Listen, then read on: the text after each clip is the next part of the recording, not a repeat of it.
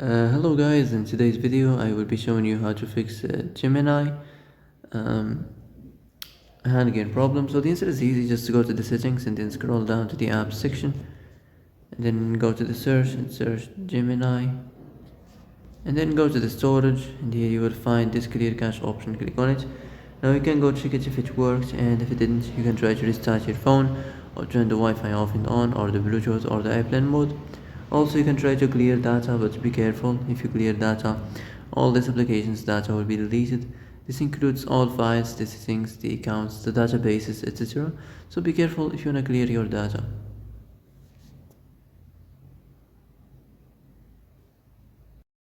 And that's it for today's video. I hope this is the answer you've been looking for. If you like this video, don't forget to like and subscribe, and see you in the next video. Thanks for watching.